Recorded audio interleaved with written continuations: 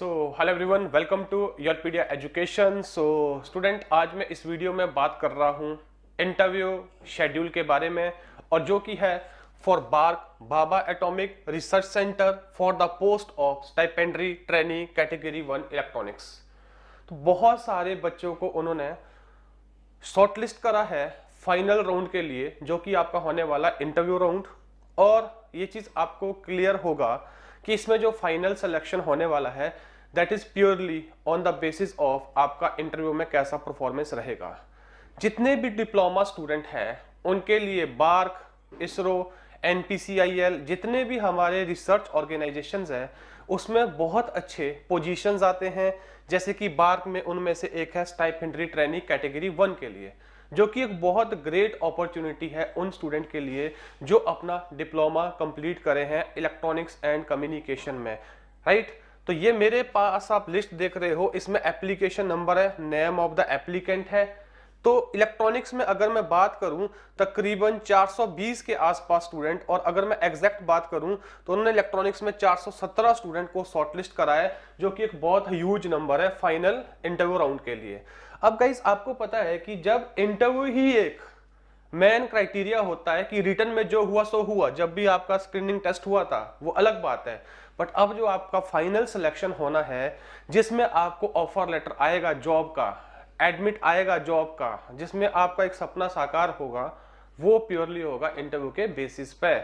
तो कहीं ना कहीं इंटरव्यू के लिए तैयारी आपको बहुत अच्छे से करनी है। और मैंने पास्ट में देखा है जितने भी स्टूडेंट हैं जो डिप्लोमा बेसिस होते हैं या डिप्लोमा बेसिस पोजीशन के लिए अप्लाई करते हैं, उनको बहुत अच्छा आता है अगर उनको क्वेश्चन सॉल्व करना दिया जाए, और नॉलेज उनको बहुत रहता है, बट कहीं ना कहीं वो लैक करते हैं कि उस नॉलेज को चैनलाइज कैसे करें, बयां कैसे करें या एक्सप्रेस कैसे करें पैनल के सामने, क्योंकि कई बार घबरा जाते हैं। देखो, मैं बार बार कहता हूं कि नॉलेज होना भी अच्छी बात है और वो सबसे टॉप रिक्वायरमेंट है, बट नॉलेज होने के बावजूद भी अगर आप आंसर नहीं दे पा रहे हो, आप ये नहीं समझ पा रहे हो कि आपसे जो क्वेश्चन पूछा जा रहा है वो किस दिशा में पूछा जा रहा है और उसका सबसे बेहतर आंसर क्या हो सकता है। मैं बार बार बच्चों को कहता हूं कि एक प्रश्न का अगर किसी से पूछा जाए 10 बच्चों से इंटरव्यू में, हो सकता है 10 के 10 उसका सही उत्तर दें, सबको पता हो, बट कौन सा स्टूडेंट किस तरीके से आंसर देता है वो बहुत इंपॉर्टेंट होता है।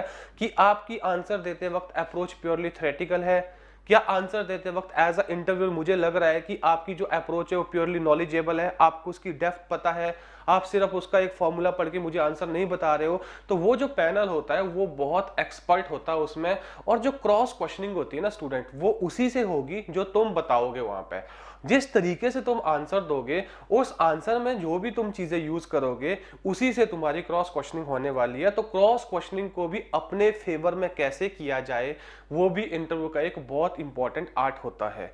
तो योरपीडिया एजुकेशन पे इंटरव्यू की तैयारी के लिए आप लोग आ सकते हो। यहाँ पे मेंटर्स आपको प्रॉपर गाइड करेंगे, मेंटर करेंगे। आपका 1-on-1 सेशन होता है जिसमें बताया जाएगा कि अगर आप अभी डिप्लोमा के बाद कहीं पे काम कर रहे हो तो उस काम से रिलेटेड कैसे क्वेश्चन हो सकते हैं, डिप्लोमा के कौन कौन से सब्जेक्ट आपको बहुत डेप्थ में करने हैं और कहां तक करने हैं, और क्या रिसोर्स आपको यूज करना है। ऐसा नहीं है कि अगर आप डिजिटल इलेक्ट्रॉनिक्स पढ़ रहे हो तो आपको digital electronics A to Z पढ़ना नहीं।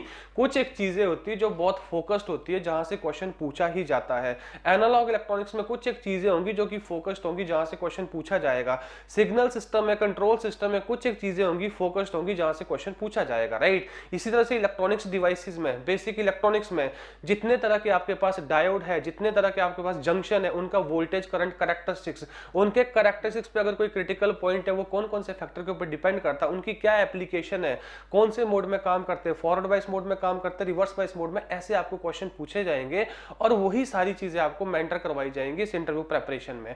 तो जो भी स्टूडेंट यहाँ पे अपना नाम पा रहे हैं, अगर वो इस अपॉर्चुनिटी को लूज नहीं करना चाहते हैं तो अपना तैयारी करना स्टार्ट करो with the mentors of Yourpedia education, और वहां पे अपने हर एक सब्जेक्ट को प्रिपेयर करो। अपने अंदर की जो हेजिटेशन है, नर्वसनेस है, उसको दूर करो। ज्यादा से ज्यादा मेंटर के साथ इंटरेक्ट करके, ज्यादा से ज्यादा 1-on-1 इंटरेक्शन करके मेंटर के साथ, ज्यादा से ज्यादा इंटरव्यू लगा के मेंटर के साथ, राइट। बहुत सारे मेंटर है, Chandra sir is there, myself Kailash is there, Tyagi sir is there, and Rajiv sir is there, many other mentors are there. So we all will be assessing you people in the different direction. जो अलग अलग subject है, अलग अलग subject का आपका अलग अलग मेंटर असेस कर रहा होगा, राइट।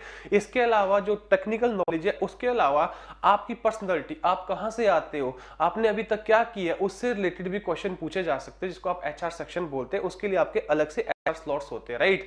तो guys we wish you all the best, जिसका भी नाम यहाँ पे है। और योरपीडिया एजुकेशन के चैनल पे बहुत सारे ऑलरेडी वीडियोस पड़े हैं मैराथन के, और बहुत सारे पैनल पे रिकॉर्डेड स्नैप पड़े हैं।